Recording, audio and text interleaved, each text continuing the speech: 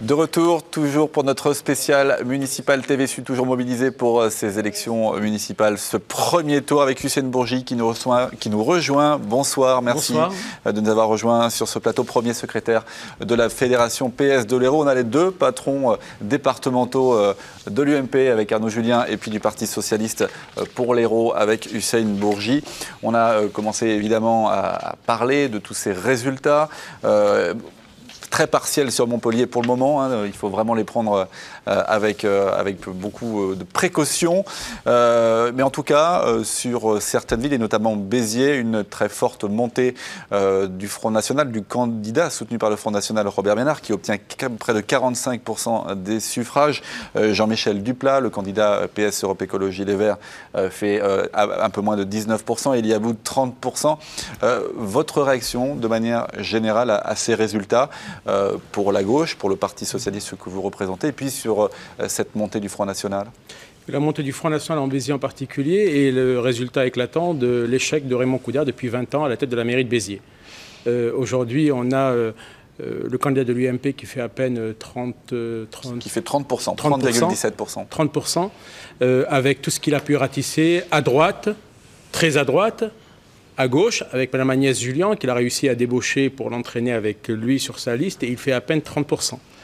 Et vous avez ensuite Jean-Michel Duplat, qui fait, lui, à peu près un peu moins de 20%, et Bécouquet pour le Front de gauche, qui fait 26%. Donc c'est 6%, pardon. Et donc, c'est qui nous donne un paysage qui est assez éclaté sur Béziers, effectivement. Et je pense que la principale responsabilité incombe, la première, à Raymond Coudert, dont le bilan vient d'être sanctionné et rejeté par les Biterrois.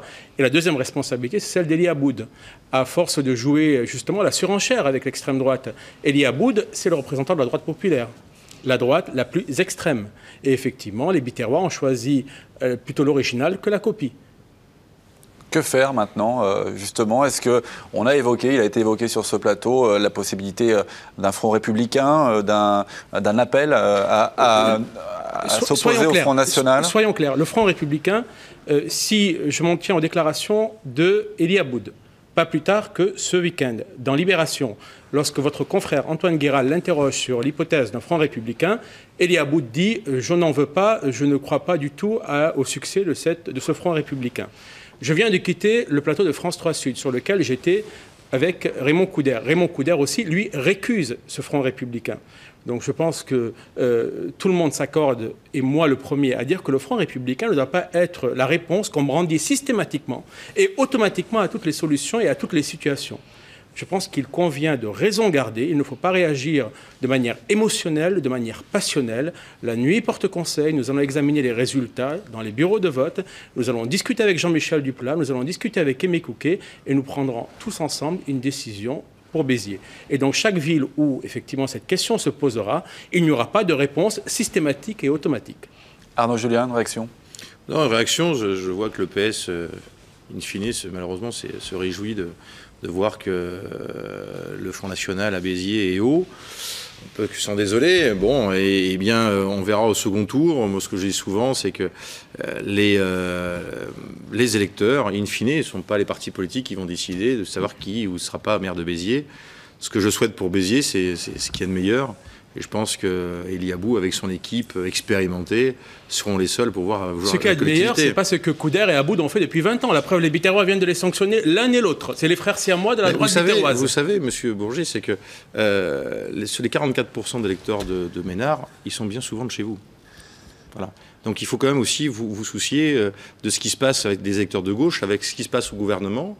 Les électeurs de gauche maintenant ont de plus en plus tendance à voter Front National, et vous et moi, on ne devrait pas s'en réjouir du tout. On devrait plutôt apporter des réponses à ces électeurs-là qui doivent être Lorsque je regarde les résultats d'Elie Aboud lors de la législative partielle sur Béziers, expliquez-moi comment se fait-il qu'Elie Aboud s'effondre aujourd'hui, un an après, sur Béziers, ville qu'il avait plébiscitée au moment des législatives partielles, en décembre 2012, pourquoi s'effondre-t-il aujourd'hui? Tout simplement parce que les Biterrois et les Biterroises sanctionnent le bilan de Raymond Coudert, sanctionnent sa défaite et son échec à Béziers sur le front de l'emploi, sur le front de l'urbanisation de Béziers. Regardez le centre-ville de Béziers, c'est une ville qui se paupérise. Et aujourd'hui, c'est ce que les Biterrois ont voulu sanctionner. Mais ce qu'il faut qu'ils comprennent les Biterrois et ceux qui nous écoutent, c'est qu'une ville gérée par le Front National, et je pense que vous serez d'accord avec moi, c'est une catastrophe. Le Front National a géré des collectivités, et ça s'est toujours mal fini.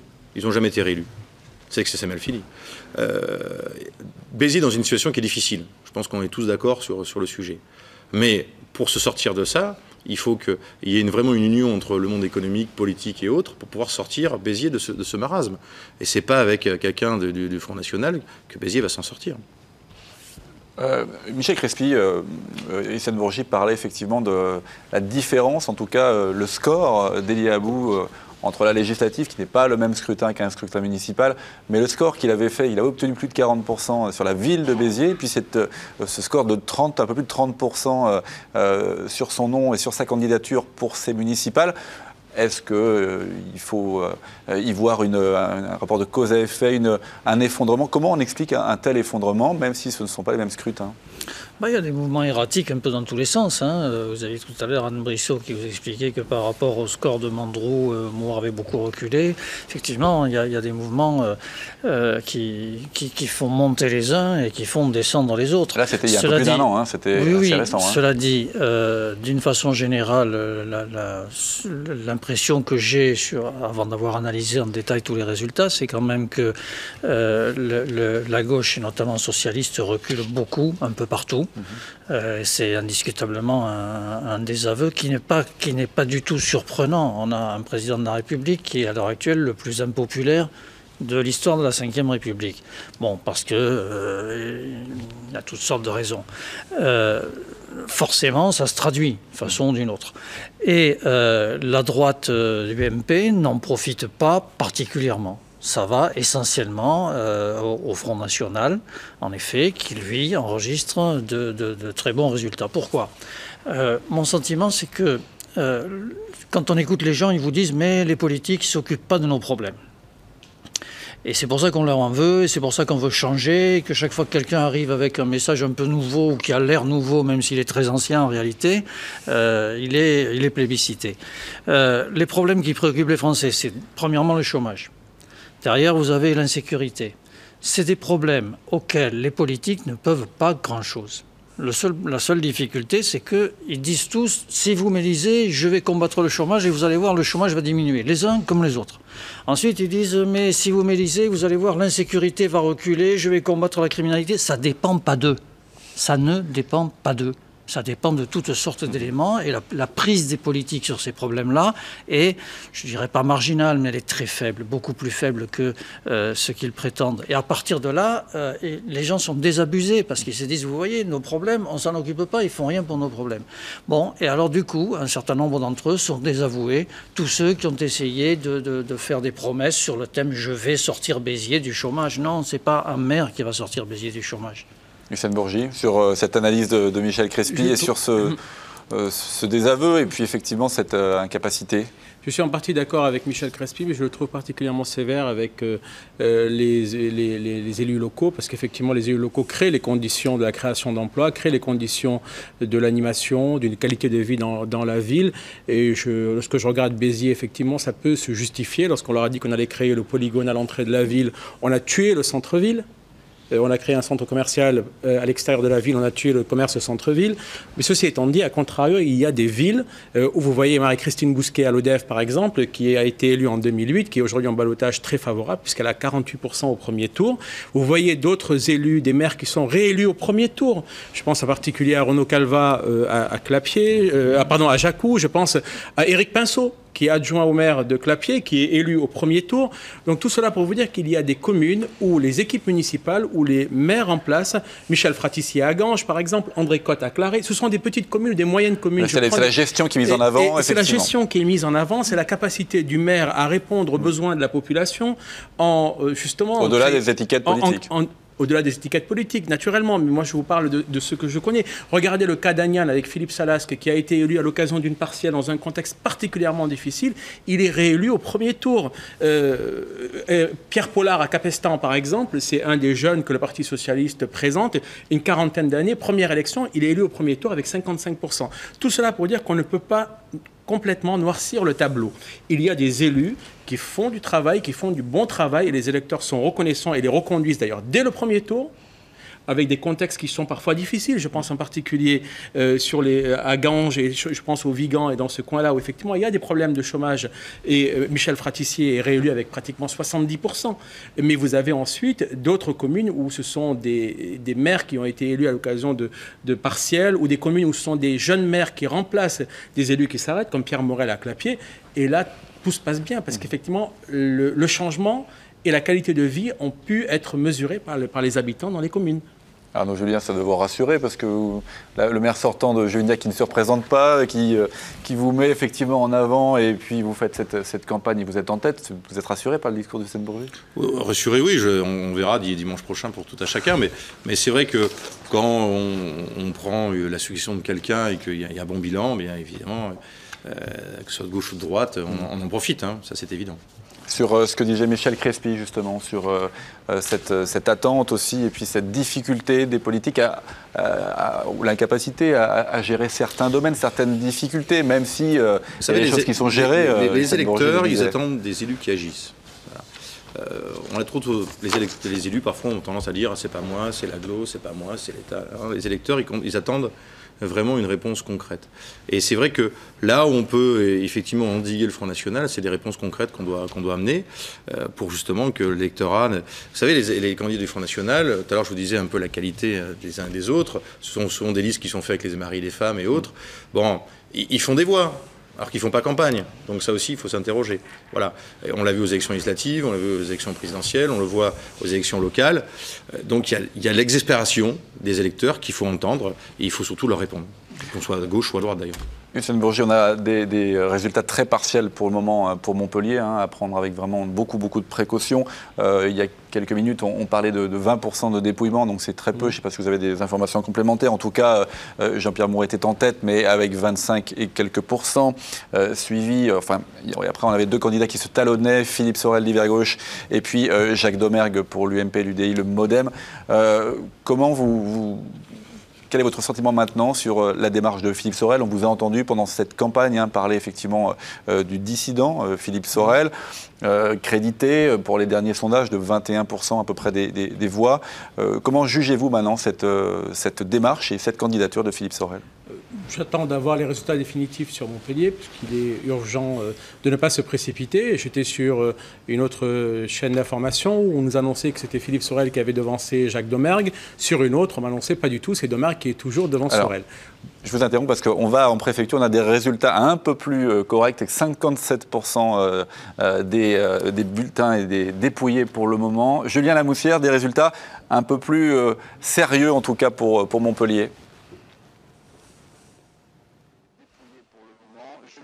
Des résultats un peu plus sérieux en tout cas pour Montpellier. Oui, un petit peu plus affiné, effectivement, Olivier, à 57% du dépouillement pour l'instant, 25,94% des voix pour Jean-Pierre Moore, le socialiste, suivi par Jacques Domergue qui est repassé en deuxième position pour le candidat UMP à 22,64% des voix, et Philippe Sorel est juste derrière, 22,28% des voix. Donc ça se joue véritablement dans un mouchoir de poche, 22% pratiquement les deux candidats entre Jacques Domergue et Philippe Sorel, même si la liste conduite par Jean-Pierre Moore, le président de l'Agglo, est donc en tête pour l'instant. On a 65% du dépouillement. Simplement, vous donner d'autres infos. On affine, on arrive pratiquement à la fin du dépouillement du résultat définitif pour la ville de Sète. Et c'est ce que l'on confirmait tout à l'heure. François Commen arrive à 33% des voix pour le candidat UMP, le maire sortant de la Petite Venise du Languedoc. François Liberty, le communiste, est à presque 22% des voix. Et un Front National emmené par Madame Aubert, Marie-Christine, à 13,82% des voix.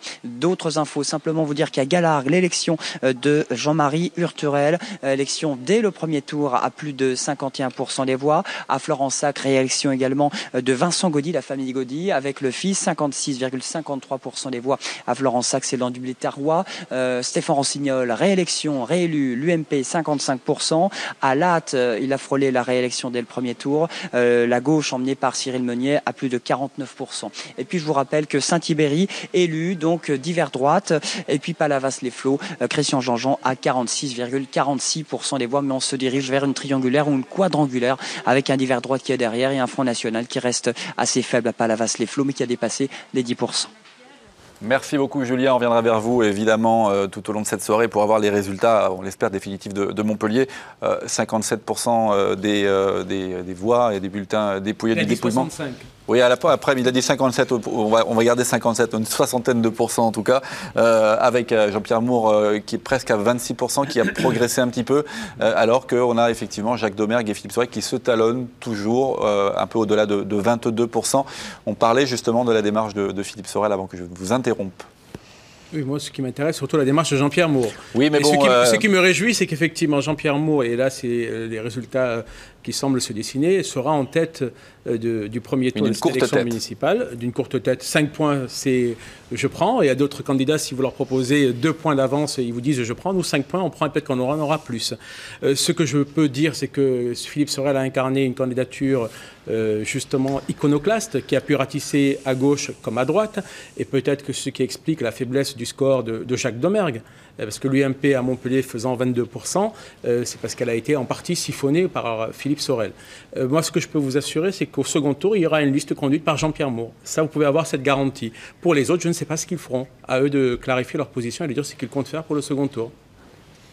Écoutez, pour le second tour, la tête de liste, Jacques Domergue, déterminera sa stratégie, peut-être avec Philippe Sorel. Voilà, donc ils verront. Nous, pour l'instant, c'est vrai qu'on attend les résultats définitifs pour savoir un petit peu où on en est sur les rapports de force. On peut quand même constater que le PS à Montpellier est passé de 48% en 2008, le PS tout seul, à 26% avec les Verts. Donc c'est une sanction nationale. Après, on verra un petit peu le jeu des alliances au second tour. Cyril Meunier, on vous voit revenir sur ce plateau, vous étiez avec nos confrères de France Bleu. Juste avant que vous donniez la parole à Cyril Meunier, oui. pour ma part, ce que je peux vous garantir, c'est qu'il y aura une liste conduite par Jean-Pierre Moore pour le second tour. Et pour ma part, j'appelle de mes voeux un rassemblement avec nos camarades du Front de gauche à Montpellier et une ouverture de la liste de Jean-Pierre Moore aux camarades du Front de gauche sur Montpellier. Vous ne lancez pas d'appel en direction de Philippe Sorel? Je parle d'abord du Front de gauche. J'attends que Philippe Sorel nous dise ce qu'il compte faire. Il attend de voir aussi. Il était sur ce plateau tout à l'heure. Donc Philippe Sorel, finalement, cette élection sera faiseur de roi. C'est vrai qu'on peut constater qu'avec le score qu'il fera, il sera faiseur de roi. Voilà, donc, on va enlever la réflexion. Peut-être que le maire de Montpellier est déjà désigné dès le premier tour.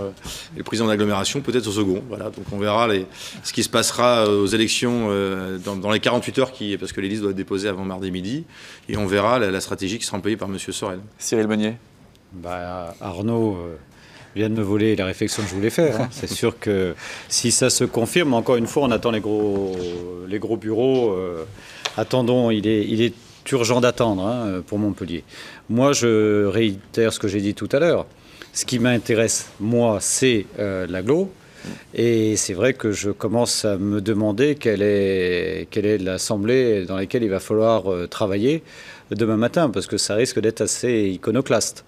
Alors, quels que soient les accords, alors a fortiori, si Philippe passe un accord avec Jacques Domergue, ça risque d'être chaud aussi à un certain niveau, parce qu'il y aura des élus de la liste Amour, il y aura des élus de cet attelage improbable, et nous, au milieu, les maires de l'agglo. Peut-être que Philippe Sorel va faire le maire de Montpellier, peut-être que ce sera les maires de l'agglo qui feront le président de l'agglomération. Et on risque d'avoir quelques surprises.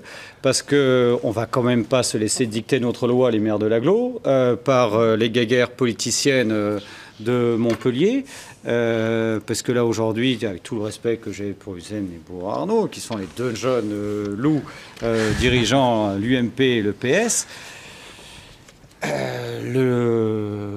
l'expression des électeurs, mes amis, vous donne pas toutes les cartes en main. Donc peut-être que nous, les maires de l'agglo, à un moment donné, on va commencer à taper du poing sur la table. Encore une fois, je répète, là, moi je suis soutien de Jean-Pierre Moore depuis la première heure. Je reste soutien de Jean-Pierre Moore.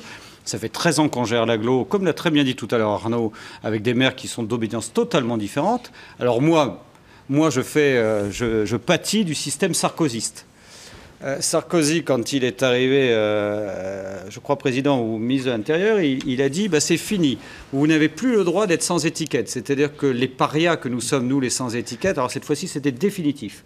Et quand on dépose une liste à la préfecture, il y a une nomenclature très claire. On nous demande de nous dire si on est divers gauche, divers droite, à extrême droite. Vous êtes classé divers gauche d'ailleurs par la préfecture. Alors moi je réponds jamais et je dis au préfet quand il me pose la question, je lui dis mettez-moi où vous voulez.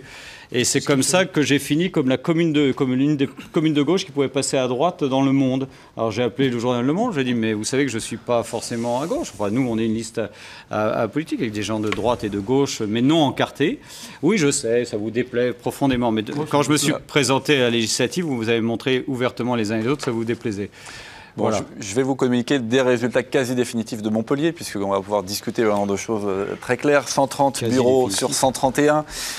Jean-Pierre Moore est en tête avec 25,3% des suffrages, suivi de Philippe Sorel, 22,9%. Jacques Domergue est à 22,8%. France Jamet à 13,7%. Suivent Muriel Réfiguier pour le Front de gauche à 7,6%. Joseph Francis obtient 4,5% des suffrages. Maurice Schein, Lutte ouvrière 0,9%. Et puis le Parti ouvrier indépendant 0,2%. J'ai oublié le NPA avec M. Balanguien qui fait 2% des voix. Donc le dernier bureau pour départager Jacques Domergue et Philippe Sorel. Finalement. Voilà, c'est 22,9 et 22,8. Ce qu'on peut voir, c'est que quand même il y a 75% des Montpelliérains qui ont voté contre la liste qui incarne un peu la politique sortante, 75%. Voilà. Donc c'est vrai qu'au deuxième tour... Bon...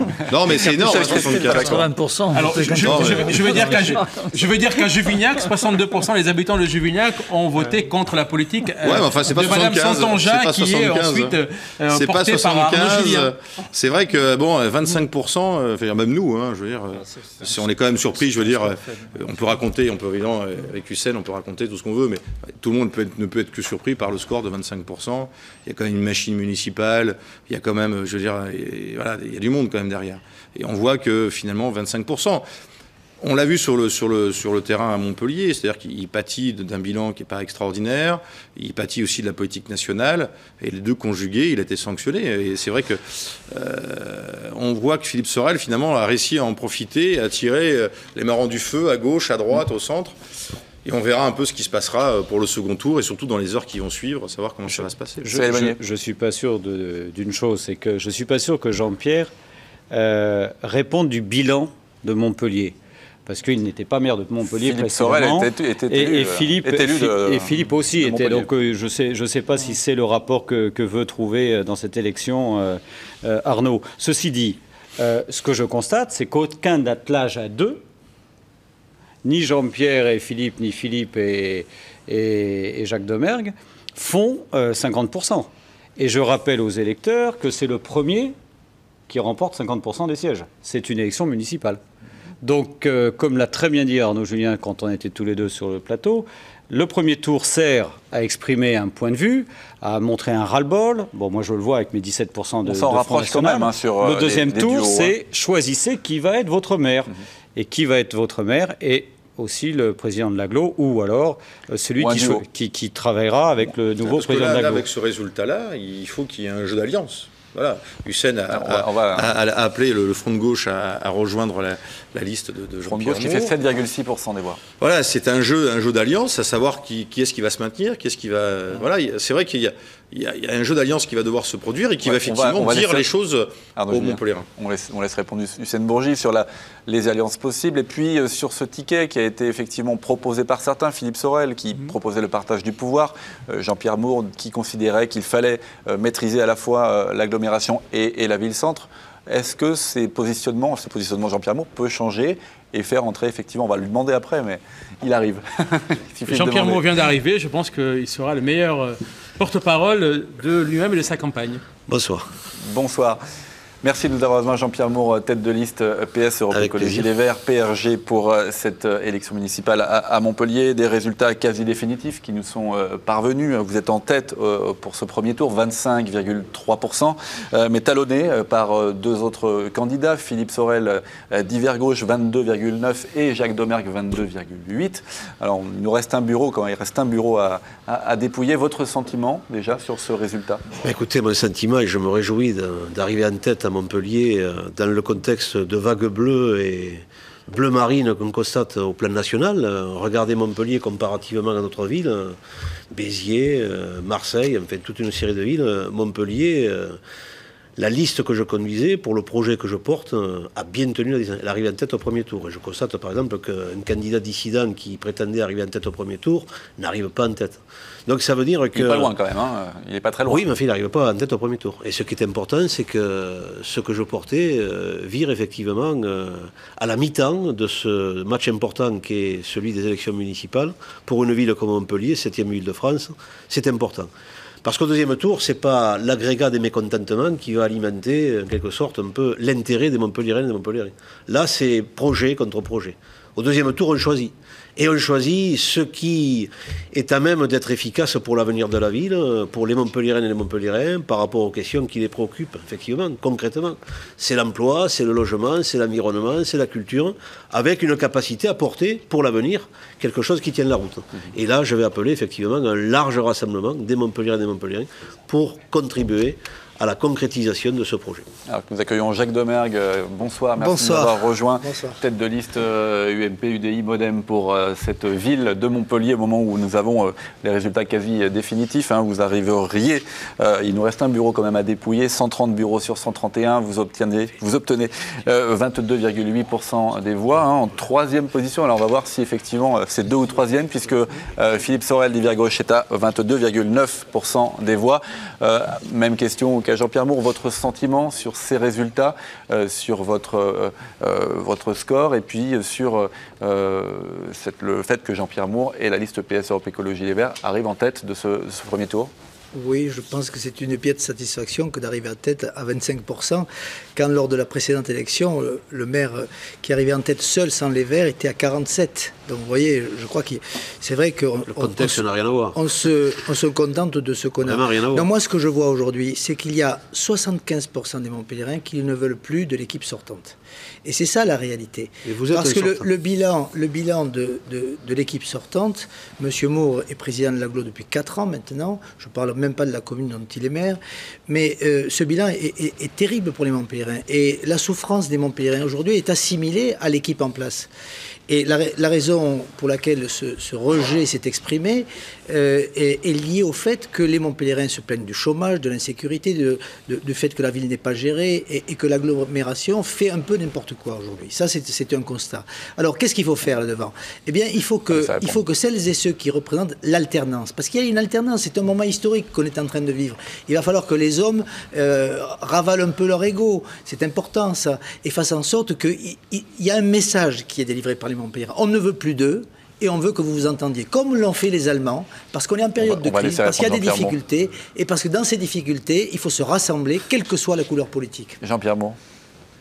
Vous êtes vraiment tenace dans le fait d'aller dans le mur, M. Domergue.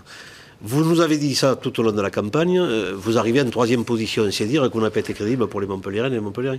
D'ailleurs, je constate que vous êtes, vous, d'une certaine manière, un sortant, certes dans l'opposition. Mais pourquoi vous dites ça? Vous êtes un sortant dans l'opposition qui aurait pu largement commenter. Les communicants qu'il faut que mais vous êtes, ça vous gêne peut-être, mais vous êtes un sortant opposant et qui est toujours dans l'opposition et qui n'arrive jamais. Et puis vous étiez parmi le trio, l'un des deux qui effectivement sont de la majorité sortante et du système que vous avez évoqué. Moi, je porte pour l'avenir un projet dans lequel les Montpelliérains et les Montpelliérains vont se rassembler. Justement, pour ce deuxième tour, Jean-Pierre Moore, on le voit, un dissident, Philippe Sorel, d'Hiver Gauche, élu effectivement à la ville, qui était issu de l'ancienne majorité, obtient presque 23% des suffrages. Que faut-il faire? Est-ce que vous allez discuter avec lui proposer ce qu'il demande depuis le début, c'est-à-dire une direction partagée, lui à la ville et éventuellement vous à l'agglo? Est-ce que c'est une proposition que vous souhaitez lui faire? Non, écoutez, ce dont a besoin Montpellier aujourd'hui, c'est d'une certaine lisibilité, une cohérence et puis une ligne d'action pour l'avenir. Et c'est ce que demande d'ailleurs, entre parenthèses aussi, l'ensemble des maires de ce territoire. Vous savez qu'aujourd'hui, il y avait plus qu'une élection à Montpellier, il y avait des élections municipales. Je salue d'ailleurs mon ami Cyril Monnier, qui est en très bonne position pour le deuxième tour. Il faut donner du sens aux choses, il faut donner de l'efficacité, il faut qu'on affirme effectivement la ville. Ce n'est pas un saupoudrage d'actions de répartition ou de culture d'égo partagé qui va donner du sens à ce qu'attendent les Montpelliéraines et les Montpelliérains. Il faut que les gens de progrès et les républicains se rassemblent autour de ce qui doit représenter une vraie force pour l'avenir, la ville de demain, mais également cette ville qui repose sur beaucoup d'actions au niveau du quotidien. Et il faut éviter une ville à deux vitesses. Moi, je souhaite éviter la ville à deux vitesses, c'est-à-dire s'intéresser à ce que représente le populaire, dans ce qu'il a comme difficulté, comme souffrance, mais comme capacité à porter, avec le potentiel que représente Montpellier, une vraie politique de progrès, une vraie politique de gauche est largement conçue et reconnue par la population. Donc pas d'appel au rassemblement à Philippe Sorel? Moi, c'est un rassemblement aux Montpelliéraines et aux Montpelliérains et à tous ceux qui veulent faire que cette ville, dans l'avenir, elle joue une place importante, un rôle important, et que les Montpelliéraines et les Montpelliérains puissent également être les acteurs de ce développement. Alors, je vais poser la même question à Jacques Domergue. Est-ce que Philippe Sorel est en position de jouer, entre guillemets, un arbitre? Il y aura peut-être d'autres arbitres, peut-être que Franck Jamais effectivement va se maintenir aussi probablement, puisqu'elle a fait plus de 10% des suffrages. Est-ce que, de la même manière, vous lancez, vous, ce soir, un appel à Philippe Sorel pour vous rejoindre dans une union pour le deuxième tour? Moi, je dis simplement que le moment que nous vivons, c'est un moment qu'attendent les Montpelliérains depuis 37 ans. Il serait dommage de louper un rendez-vous. Donc, je n'en dirai pas plus. Mais ce rendez-vous, il va être historique. Et la ville, elle sera gérée par des hommes et des femmes, au-delà des partis politiques, dans l'intérêt général, pas uniquement dans l'intérêt politique. C'est ça qu'il faut comprendre, et ça correspond à une période de difficulté. Quand il y a des difficultés, on se retrousse les manches, et on ne regarde pas à qui on appartient. On avance pour régler les problèmes. Aujourd'hui, les problèmes ne sont pas réglés. Et les partis politiques, aujourd'hui on le voit de toute façon, les partis politiques traditionnels, ils sont un peu mis au banc, que ce soit le Parti Socialiste. Vous avez encore votre carte de l'UMP, ou notre propre parti, il faut bien le reconnaître. Vous avez encore votre carte de l'UMP? Mais c'est pas pour autant, j'ai encore ma carte de l'UMP, y compris ma carte de tramway. Peut-être que M. Moore l'a déjà sorti pendant le débat. Oui, mais parce que M. Moore l'a peut-être acheté depuis. Non, je plaisante. Aujourd'hui, c'est sérieux ce qui se passe. Il y a un moment où, vous savez, trop c'est trop. Et je crois que le système qui a été mis en place, qui est très clientéliste, j'ai vu sur vos ondes et sur FR3 qu'on parlait de clientélisme partout, tous les maires parlent de clientélisme. Eh bien aujourd'hui, il faut que ça cesse. Il faut que les Montpelliérains relèvent la tête, qu'ils prennent conscience que leur avenir leur appartient, il est dans leurs mains. Et il faut qu'ils s'en saisissent. Cette opportunité, elle ne se représentera pas deux fois. C'est un moment historique et exceptionnel.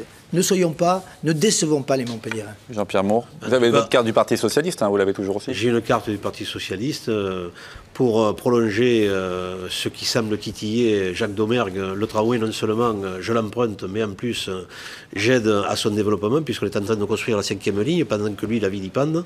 Et puis je pense tout simplement que le projet dont il parle, je douterais fort que les Montpelliérains le retrouvent au deuxième tour, alors même qu'ils l'ont classé 3e au soir du premier tour. Lucien Bourgi, un mot, parce que vous avez interrompu. Ce qui me dérange un petit peu dans ce que dit Jacques Domergue, c'est le clientélisme. Je trouve que c'est une insulte à tous les maires de dire que partout à la télévision ce soir on a entendu parler de clientélisme.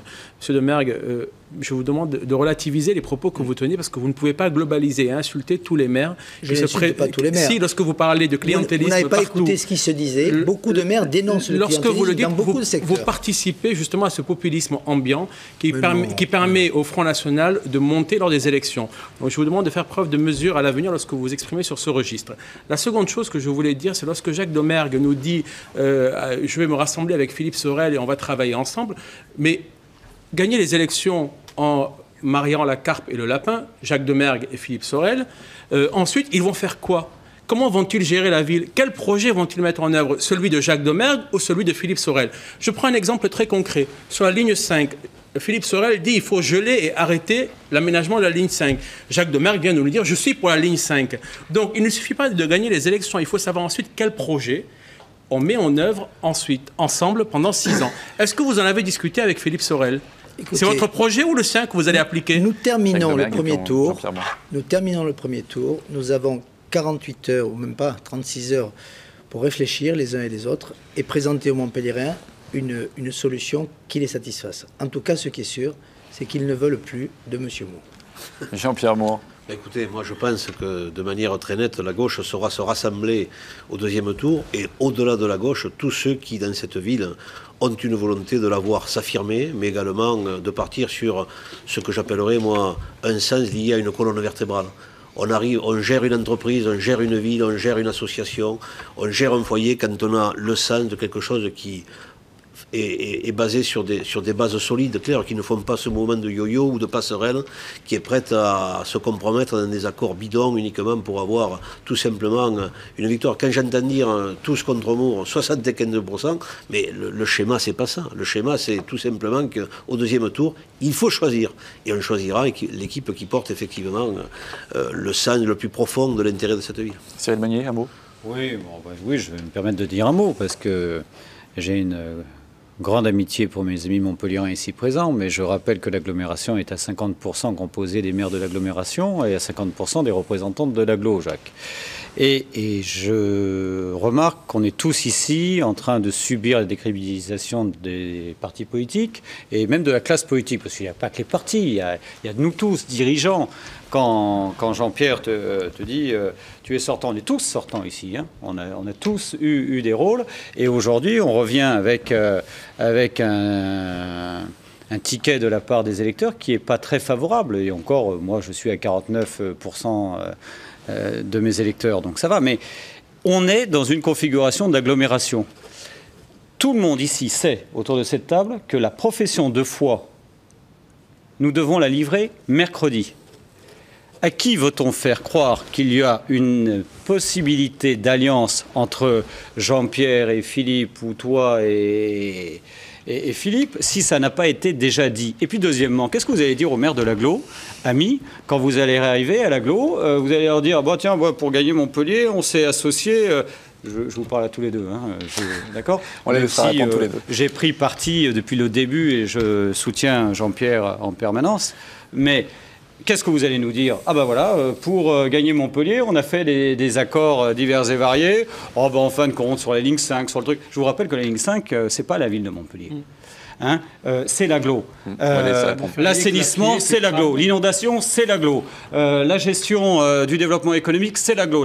La gestion du sport de haut niveau, c'est l'agglo. Alors arrêtons. Je disais, quand vous n'étiez pas là tous les deux, on était avec Arnaud, je crois, que tous les deux, je disais, regardez le désastre de la lâcheté des hommes politiques français vis-à-vis de l'image de l'Europe. De grâce, amis montpelliérains, ne faites pas la même chose avec l'agglomération. Excusez-moi d'être un donneur de leçons ce soir, mais là, je me demande si on n'est pas en train de prendre les électeurs pour des idiots et de déconsidérer les élus de l'agglo. Je ne suis pas vraiment sûr qu'ils ne fassions pas le roi de l'agglo demain matin. Il a toujours eu ce discours détaché des partis politiques, et la seule fois où il a pris une étiquette politique, ça lui a pas porté chance. Je te prie de m'excuser, je n'ai pris aucune étiquette politique, puisque le PS a fait voter contre moi et que vous avez fait voter contre moi. Je me suis présenté au niveau national, c'est vrai, sans étiquette, et d'après ce que je sais, Jacques, j'ai fait un des meilleurs scores. Donc tu vois, je ne suis pas encore totalement grillé. Ce qu'il faut comprendre, c'est que aujourd'hui, une agglomération et demain une métropole. Le projet, c'est de faire la métropole montpelliéraine, mais pas la métropole qui sera la transformation de l'agglo sur le plan administratif en une métropole. C'est de réunir toutes celles et ceux qui vivent dans l'aire urbaine qui concerne Montpellier. Et ça, c'est un élément extrêmement important. Il va falloir avoir la conviction, la force de conviction, aller les chercher, faire baisser la fiscalité, parce que vous le voyez aujourd'hui, s'il y a 14,8% de chômeurs dans l'agglomération, c'est parce que la fiscalité est trop haute. On ne peut plus continuer comme ça. Les entreprises sont massacrées. Les Montpelliérains sont massacrés. Ce projet, on peut le construire ensemble. Tu n'as pas besoin de Jean-Pierre Aumont pour le faire. On peut le faire ensemble, que ce soit Philippe Sorel ou moi-même. Il y a des possibilités. Les hommes ne sont pas indispensables. Jean-Pierre Aumont va répondre. J'avais dit ça. Non, attends. Non, mais d'abord, on va laisser parler Jean-Pierre Aumont. Il faudrait que Jacques Domergue s'habitue à... Chaque fois qu'il est censé intervenir sur une question dite politique, il s'exprime en massacrant les gens, en donnant cette impression de Montpellier où c'est la fin du monde, quoi. Il y a des difficultés, elles sont sérieuses, mais la meilleure façon de résoudre ces difficultés, c'est d'apporter des solutions crédibles. En matière d'intercommunalité, que je sache, monsieur Domergue, je n'ai pas trop de leçons à recevoir de vous par rapport à ça, parce que s'il y en a un qui a réussi à fédérer une réalité de communauté humaine au niveau de l'agglomération de Montpellier, c'est celui qui vous parle en ce moment. Je crois qu'il faut donner du sens, de la mesure, du pragmatisme et de l'efficacité.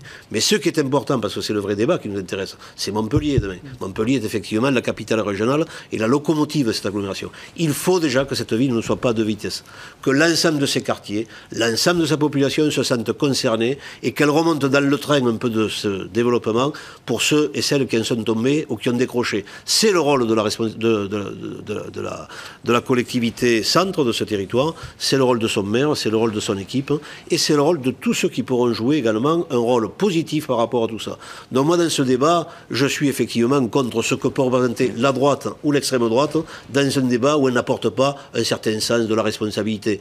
Quand j'entends des propos comme ça, c'est pas des propos qu'attendent les gens en termes de réponse. La réponse, c'est le concret. Mais monsieur Moore, comprenez une chose, quand vous dites que vous n'avez pas augmenté les impôts, alors que vous venez d'augmenter la taxe d'habitation de 9%, qui peut vous croire aujourd'hui? Quand vous dites que vous allez baisser la CFE, vous dites que vous allez les baisser de 10%, et pourquoi pas de 20%? Vous faites des soldes, les choses ne passent pas comme ça. 10% sur le mandat, c'est tout à fait faisable. Parce que ce que vous ne dites pas, c'est qu'il va falloir faire une mutualisation entre la ville-centre et l'agglo. Vous avez essayé de faire cette mutualisation, mais comme vous êtes fait taper sur les doigts, vous avez fait marche arrière. C'est pas ça, il faudra du courage demain. Parce que demain, vous le savez, l'État se désengage, les dotations vont diminuer. Regardez ce qui se passe actuellement. L'État est en train de sacrifier la compensation du territoire sur la taxe d'habitation. Et Montpellier va être touché, parce que Montpellier, pendant très longtemps, a eu des subventions d'État sur ce domaine. Il y aura un débat. L'État est en train de rattraper ce que pendant 10 ans, vous avez fait subir à ce pays. Quand vous évoquez les questions de sécurité, je vous entends dire qu'il faut doubler la police municipale. Qu'est-ce que vous faisiez quand le gouvernement précédent a supprimé 15 000 policiers? Enfin, vous étiez parlementaire, vous dormiez sur les bancs de l'Assemblée, et maintenant vous dites que vous voulez les remettre. Il faut être cohérent. C'est tout à fait à voir. C'est un exemple bien précis. Alors, je vous confirme qu'il y aura bien un débat d'entre-deux tours. Je termine ma phrase. La police municipale n'est pas là pour assurer la sécurité, elle est là pour aider. Elle est là pour aider l'État. La sécurité, et là on peut changer de gouvernement, ça n'a rien changé, et j'espère que ça changera, mais je ne sais pas quand. Mais on a un gros problème quand même de désengagement de l'État, aussi bien au niveau des aides financières que de la sécurité. On n'a pas assez de présence policière sur Montpellier, Latte et Pérols. Et après, renvoyer ça sur le dos des maires, quel que soit le maire de Montpellier demain, je lui souhaite le même malheur que moi. Monsieur Meunier, est-ce que depuis 2 ans, il y a eu des policiers nouveaux au plan national qui sont arrivés? Vous savez comment les jeunes appellent les ZSP? Les zones sans police. Vous le savez, ça? Et moi, je veux venez sur Montpellier. Monsieur Moore, il ne connaît pas ces quartiers. Si. Vous comprenez? Je crois que la responsabilité sur les 20 dernières années... Mais non, elle est partagée, cette responsabilité. C'est vraiment de très mauvaise foi sur les ZSP. Aujourd'hui, le maire doit être responsable de la sécurité de ses concitoyens. Tout à fait. Il doit en assumer cette responsabilité. Alors dans ces cas-là, il faut qu'il ait autorité sur la police. Non, il faut qu'il travaille avec la police nationale. Il y a ordre aujourd'hui à Montpellier que la police municipale ne travaille pas avec la police nationale. Vous savez que les policiers ont interdiction de rentrer dans le tramway. Non, mais c'est moi qui le dis, ça ne plagiez pas. Jean-Pierre Moore, vous le programme, vous le direz. Hussein Bourgi voulait réagir. Monsieur Domergue raconte des bêtises. Permettez-moi de vous... C'est pas disant ça que vous Permettez-moi de vous en démontrer 2 exemples. Le premier exemple, quand vous dites que la ZSP, c'est quelque chose qui ne fonctionne pas, c'est les zones sans police, je vous invite à interroger vos amis. Je vous invite à interroger vos amis, monsieur Claude Arnaud, maire de Lunel, et monsieur Raymond Couder, maire sortant de Béziers, qui ont bénéficié des ZSP et qui, effectivement, il y a quelques semaines encore, à l'occasion d'un bilan des ZSP, on disait le plus grand bien. Et je vous invite à lire les journaux de campagne de l'un et de l'autre pour voir effectivement l'un et l'autre se réjouissent des moyens humains de la ZSP. Depuis quand même quelques années, Montpellier est dans un état de propreté sale, une ville sale et une ville peu sûre. On parlait de la sécurité. Le soir à 18h, quand vous sortez à Montpellier 19h, la ville change, quoi. Je veux dire, tout le monde a peur de sortir, de prendre les voitures dans le parking. Enfin, je veux dire, il y a quand même un problème. Et là, sur la police municipale... C'est pour ça que vous allez vous réfugier à Juvignac. La police municipale est efficace et la délinquance est beaucoup moins importante. Alors, un mot de Jean-Pierre Moore. Lorsque M. Domergue dit que la police municipale laissez parler votre candidat. Discuter avec la police nationale, est-ce que vous savez qu'il existe une instance au niveau de la ville de Montpellier, comme dans toutes les grandes villes, qui s'appelle le Conseil local de prévention de la délinquance, et qu'une fois par mois, le représentant du préfet, le représentant du procureur de la République, le maire de Montpellier, les services municipaux, la police municipale, la police nationale se réunissent une fois par mois. Vous devriez y aller. Il n'y a aucune collaboration aujourd'hui. Jean-Pierre Moore. En tout cas, ça c'est ramené par exemple à un sujet, une thématique que j'ai largement développée, qui est l'autorité dans la ville et de la ville. La ville doit être à disposition de sa population sur l'ensemble de la gamme que vous évoquez, la propreté, la sécurité, la tranquillité, l'accessibilité. Mais ça fait partie du débat du premier tour qui sera repris. Au soir d'un premier tour, il y a une réalité. Il y a une réalité qui fait que la semaine prochaine, dimanche, les Montpelliérains et les Montpelliérains, ils devront choisir celui qui va conduire la destinée de la ville avec une équipe municipale et au-delà de l'équipe municipale avec une série d'acteurs culturels, sportifs, environnementaux, tout ce qui fait que sur un territoire s'y déroule au quotidien toute une série d'actions, de vie d'un territoire, et ça c'est un projet, ça s'appelle un projet. Le projet que je porte est un projet qui vise à rassembler très très largement pour une durée d'un mandat, mais qui projette aussi pour l'avenir. C'est ce que les Montpelliérains retiendront, je pense, dimanche au soir de ce deuxième tour. On va regarder les résultats définitifs de la ville de Montpellier, si vous le voulez bien, avec Jean-Pierre Moore, donc, qui est en tête avec 25,27% des suffrages, suivi de Philippe Sorel, d'Hiver Gauche, 22,94%. Jacques Domergue est à 22,72%. Suivi de France Jamet, 13,81%. Thomas Balanguien, 2,05%. Muriel Ressiguier pour le Front de Gauche, 7,56%. Joseph Francis pour l'UDI, 4,52%. Maurice Chen, Lutte ouvrière, 0,89%. Et puis Annie Salcé pour le Parti ouvrier indépendant, 0,24%. Merci, messieurs. On se retrouvera pour un... Alors, vous avez commencé le débat, mais il y en aura un entre les deux tours. J'espère bien, parce qu'on a des choses. Il y aura du sport. Il est déjà bien parti. Il faut assister. On va faire une très courte pause et on se retrouve dans un instant. Merci. Contre 2, j'ai résisté, donc il n'y a pas de problème. Merci. À tout de suite. Allez.